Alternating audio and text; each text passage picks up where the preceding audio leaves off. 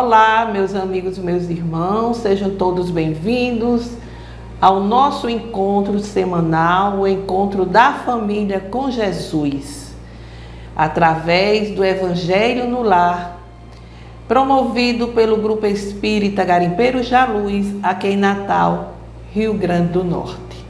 É sempre com muita alegria que aqui estamos para esse momento de encontro, para esse momento de reflexões em torno dos ensinamentos libertadores de Jesus. Não podemos esquecer as informações da espiritualidade benfeitora que nos relata a importância do Evangelho no Lar para o fortalecimento dos laços familiares, a harmonização dos corações e, consequentemente, da família. Quando se faz sistematicamente o Evangelho no Lar, muitos problemas desaparecem. Lógico que não são todos, lógico que não são aqueles problemas mais sérios, mas mesmo assim a gente passa a encará-los de uma forma diferente e passa a identificar com mais facilidade as soluções que estavam algumas vezes diante de nós e que por uma questão de desespero nós não enxergávamos. Precisamos ter essa sistemática em nossa vida para criar toda uma sintonia vibratória com os guias espirituais. A casa se fortalece, se ilumina e os obsessores não conseguem nela penetrar. Sabemos que é fundamental a mudança de mentalidade, de vibração, de postura de cada familiar. Fazer o Evangelho no lar e ficar apenas na teoria contribui, mas a finalidade é outra, é a de levar a transformação a cada ser. É de fortalecer o bom ânimo para que se busque essa transformação interior à medida que vamos vencendo as nossas más inclinações. Então, meus amigos, não vamos esquecer o recipiente com a água a ser fluidificada durante o nosso estudo pelos guias espirituais. Iniciando, façamos agora a nossa leitura preparatória, livro Pão Nosso, ditado pelo Espírito Emmanuel a Chico Xavier. Hoje nós temos a mensagem 94, intitulada Sexo. Eu sei e estou certo no Senhor Jesus que nenhuma coisa é de si mesma imunda, a não ser para aquele que a tem por imunda. Paulo, carta aos Romanos, no capítulo 14, versículo 14. Quando Paulo de Tarso escreveu essa observação aos romanos, referia-se à alimentação que na época representava objeto de áridas discussões entre gentios e judeus. Nos dias que passam, o ato de comer já não desperta polêmicas perigosas. Entretanto, podemos tomar o versículo e projetá-lo noutros setores de falsa opinião. Vejamos o sexo, por exemplo. Nenhum departamento da atividade terrestre sofre maiores aleives. Profundamente cego de espírito, o homem, de maneira geral, ainda não consegue descobrir aí um dos motivos mais sublimes de sua existência. Realizações das mais belas na luta planetária, quais sejam as da aproximação das almas na paternidade e na maternidade, a criação e a reprodução das formas, a extensão da vida e preciosos estímulos ao trabalho e à regeneração, foram proporcionadas pelo Senhor às criaturas por intermédio das emoções sexuais. Todavia, os homens menoscabam o lugar santo, povoando-lhe os altares com os fantasmas do desregramento. O sexo fez o lar e criou o nome de mãe. Contudo, o egoísmo humano deu-lhe em troca absurdas experimentações de animalidade, organizando para si mesmo provocações cruéis. O pai ofereceu santuário aos filhos, mas a incompreensão se constituiu em oferta deles. É por isso que romances dolorosos e aflitivos se estendem através de todos os continentes da Terra. Ainda assim, mergulhado em deploráveis desvios, pergunta o homem pela educação sexual, exigindo-lhes os programas. Sim, semelhantes programas poderão ser úteis. Todavia, apenas quando espalhar-se a santa noção da divindade e do poder criador, porque enquanto houver imundície no coração de quem analise ou de quem ensine, os métodos não passarão de coisas igualmente imundas. É sem dúvida uma reflexão belíssima, muito atual, que nos mostra que a sexualidade, o sexo, ele faz parte da criação divina. Deus não criaria algo para ser nocivo, para ser imundo. Essa conotação de imundície decorre da precariedade dos sentimentos humanos.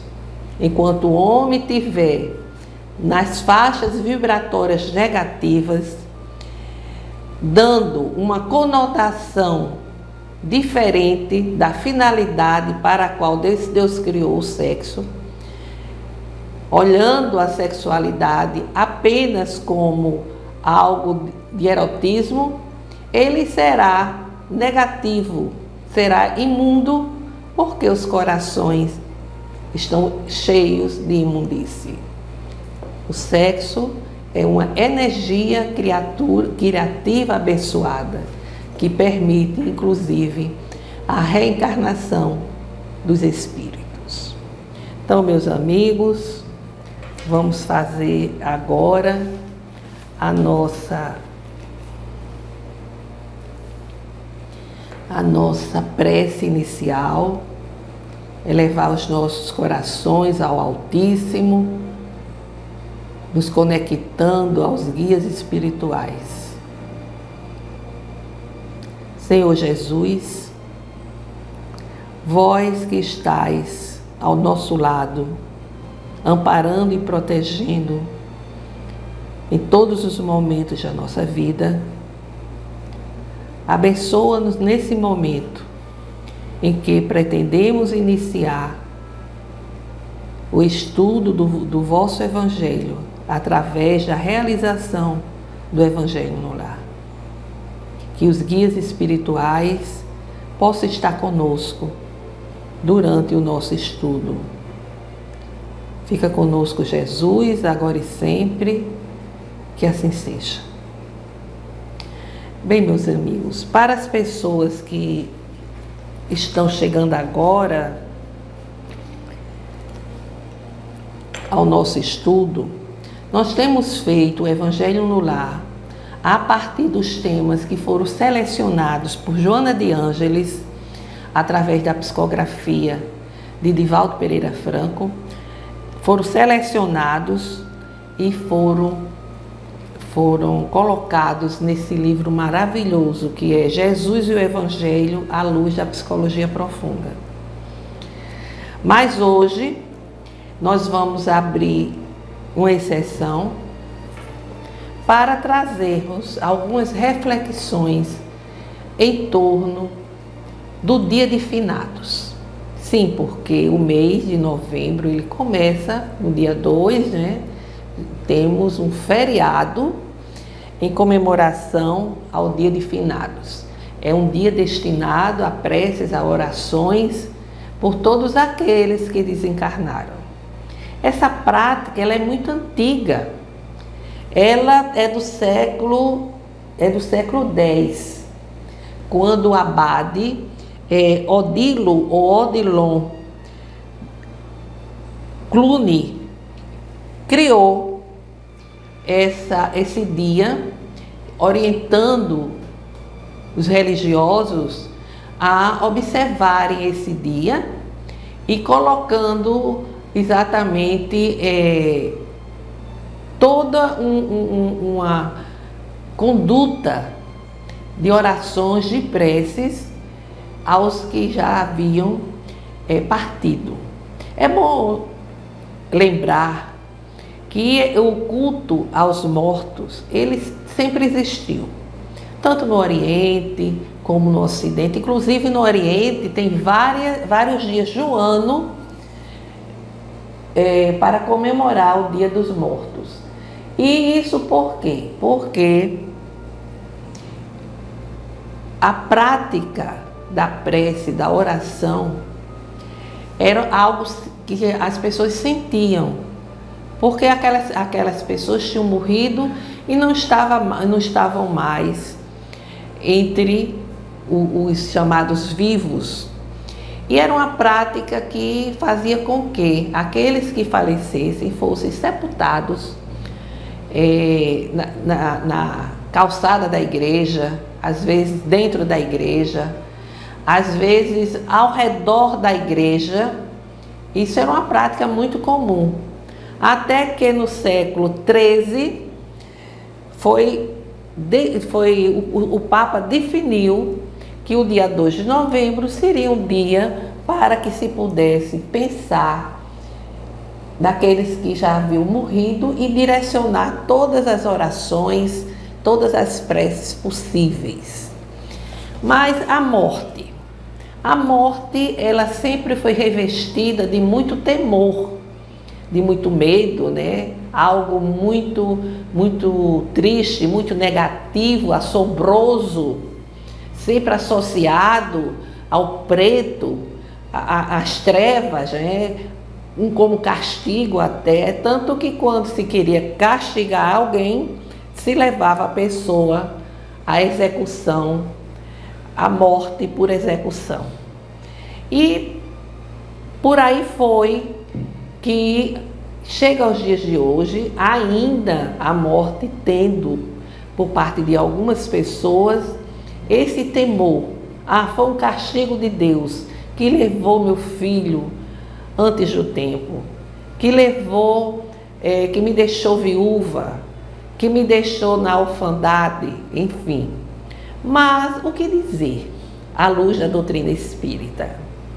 Nós sabemos, graças à codificação da doutrina espírita, que veio elucidar muitas dúvidas, muitos enigmas, que a morte é apenas uma mudança vibratória de estado.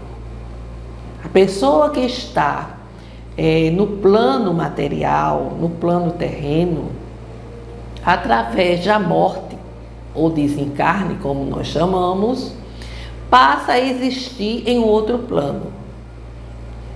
Se liberta do corpo físico, mas prossegue a existir. Jesus já nos deu grandes ensinamentos que foram alterados, deturpados ao longo do tempo. Mas a doutrina espírita, como consolador prometido por Jesus, veio esclarecer aquilo que foi deturpado e trazer novos ensinamentos. Porque, como ele mesmo disse, Jesus, havia muita coisa que ele teria a dizer, mas que não podia dizer, porque as pessoas ainda não estavam preparadas para tal. Então, primeiro a gente tem que entender o que é que nós somos. Um espírito imortal que, através da reencarnação,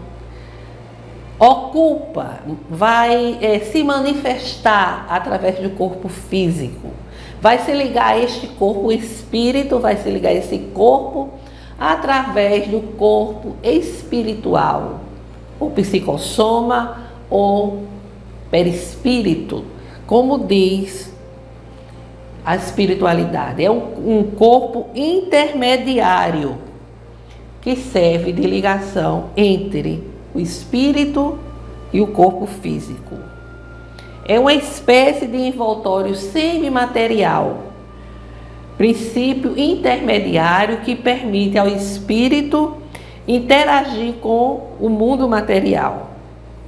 O corpo espiritual, ele se liga ao corpo físico através dos centros de força, os centros vitais, os chakras. Nós já ouvimos falar, né?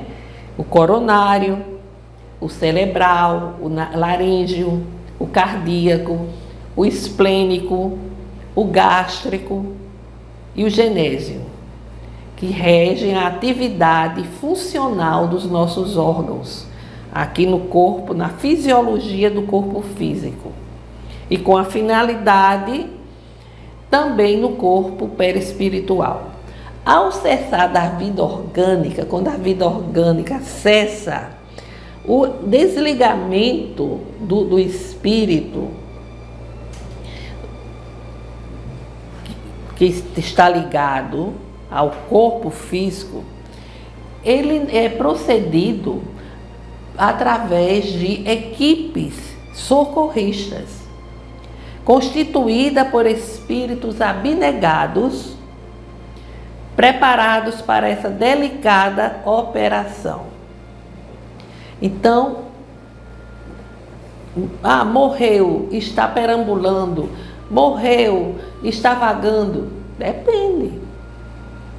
E quando a gente diz depende do que da maneira como vivemos. Sim, porque nós morremos conforme nós vivemos. Se vivemos de uma forma desregrada, viciada, nós vamos ter dificuldades, é claro. Porque quando se morre, tem aquele período de perturbação que vai variar de pessoa para pessoa. Há uns períodos de perturbação que são mais longos e dolorosos, e outros não. Por quê? Porque a pessoa viveu de uma forma salutar, disciplinada, observando as leis divinas, se esforçando para vencer as suas más tendências e não extravasando as más tendências. Eu estou no corpo, é para ser feliz, mas ser feliz é dar expansão aos vícios, às más inclinações e assim viver sem nenhuma responsabilidade. Então, quando desencarna, logicamente não vai ser prontamente atendido pelas equipes socorristas, porque a vibração é totalmente diferente. As equipes socorristas, os guias espirituais, tentando ajudar, tentando chegar até o desencarnado e encontrando a barreira criada por ele mesmo. No filme André Luiz, nós temos aquele momento em que André está há muito tempo na região umbralina, já muito debilitado, até que ele se esgota e chama por Deus, pede ajuda. De pronto, a equipe socorrista está ali, é sintonizada pela vibração que ele emite. Eles estavam ali tentando socorrê-lo, tentando ajudá-lo, mas ele estava com a sua mente centrada na sua condição enfermiça, reclamando, sem saber compreender, sem saber entender o que tinha acontecido para que ele ali estivesse. Afinal, ele tinha sido um médico, tinha sido uma pessoa socialmente de destaque, mas era egoísta. Ele tinha práticas viciosas no fumo, na bebida, mas, sobretudo, os seus sentimentos eram muito egóicos. Então, a gente vê que a morte, ela não é o cessar da vida, não é o término da vida. A vida aí está e a morte não acaba com ela. A morte, ela é para muitos a libertação. Pessoas que vivem aqui na matéria com dificuldades, às vezes com doenças, assim, batalhando o tempo todo, uns sofrendo em determinadas áreas, mas vivem de uma forma resignada, fazendo a sua parte, procurando fazer o bem, procurando não guardar mágoas e nem ressentimentos. Então essa pessoa liberta-se do sofrimento no qual vivia aqui, pela sua maneira como viveu na matéria. Então, meus amigos, meus irmãos, a morte não é nada, como já diz Santo Agostinho, né? Morrer, no entanto, nem sempre significa libertar-se. A morte é orgânica, mas a liberação é de natureza espiritual. Desencarnamos, como já afirmamos, conforme nos encontramos moralmente, despertando com o nosso patrimônio aquilo que nós construímos em regiões equivalentes ao nosso estágio evolutivo. Então, o patrimônio nosso é o quê? Toda a construção moral voltada para o bem que nós edificamos. E isso vai fazer com que a gente vai despertar além túmulo com esse nosso patrimônio, no estágio, na condição conforme o nosso estágio evolutivo. Então, se nós temos medo da morte, porque temos dúvidas de que vamos deixar de existir, vamos deixar a nossa família, a nossa vida, a vida que construímos, vamos trabalhar para desfazer essa ideia, esse estado vibratório negativo. Precisamos ter consciência de que a morte é apenas uma mudança do estado. Nós saímos do estado terreno, físico, e continuamos a existir na espiritualidade. E nós vamos manter o vínculo, a ligação com os nossos entes queridos, porque o que nos une é o amor, é a afetividade, não é o corpo físico. Se não temos uma afetividade com o filho, com o irmão, quando a gente desencarna, logicamente esse laço vai estar enfraquecido. Mas quando temos a afetividade, o amor nos unindo em família, esses laços permanecem. Então não vamos enfrentar a morte com revolta, com tristeza, com desespero. Com saudade, sim, lógico. É alguém que estava ao nosso lado e que fez uma viagem. Com uma mensagem maravilhosa de Victor Hugo, que compara a morte como um veleiro que se afasta do porto e as pessoas ficam chorando até que ele desaparece no horizonte. Mas assim como ele saiu desse porto, deixando muitos chorando, esse veleiro vai chegar do outro lado e vai encontrar muitas pessoas acenando, dando boas-vindas, alegres por sua chegada. Assim é a morte. A vida é feita de chegadas e de partidas. Um dia nós chegamos através da reencarnação, mas vamos partir quando a nossa hora chegar de voltarmos ao plano espiritual.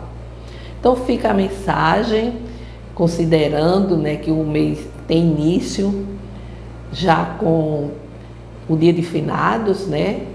Que esse dia possa ter sido de boas lembranças, de orações, de preces fervorosas e de agradecimento e de gratidão. Então, meus amigos, vamos fazer agora as nossas vibrações, que significa emitir um pensamento de saúde, de paz, de esperança, de entendimento, desejando que essas ondas vibratórias alcancem aos nossos irmãos, principalmente os que se encontram fragilizados.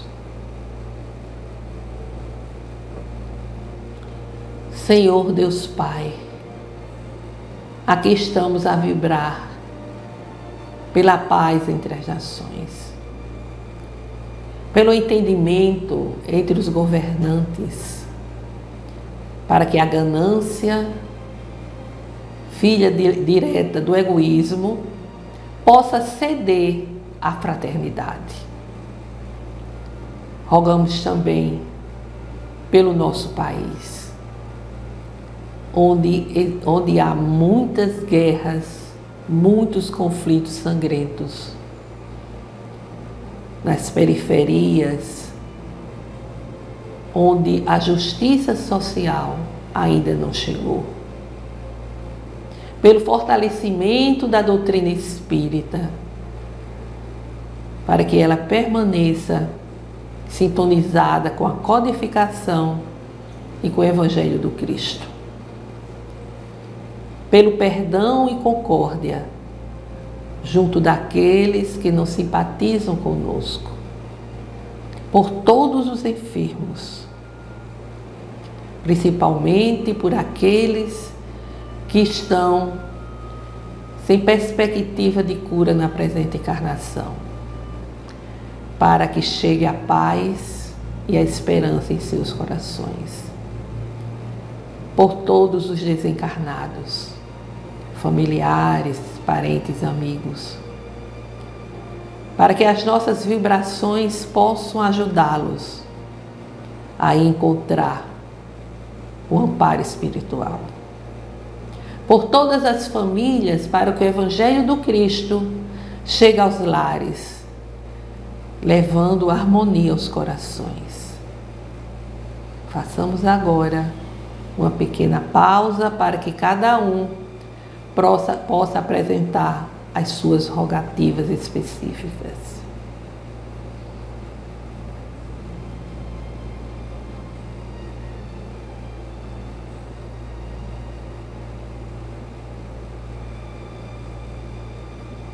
Pai nosso que estás em toda parte, glorificado e santificado seja o vosso nome no louvor de todas as criaturas. Venha a nós o vosso reino de amor e sabedoria. Seja feita a vossa vontade acima dos nossos desejos, aqui na terra e em todos os ciclos espirituais. O pão nosso do corpo e do espírito dai-nos hoje. Perdoai, Senhor, as nossas dívidas, ensinando-nos a perdoar os nossos devedores com esquecimento de todo mal, não permitindo que venhamos a cair nas tentações das nossas próprias inferioridades. Livra-nos, Senhor, de toda maldade, para que possa reinar a paz no entendimento, o amor na caridade, hoje, amanhã e sempre. Que assim seja. Com esta prece, encerramos o Evangelho de hoje, desejando a todos muita paz. Até breve.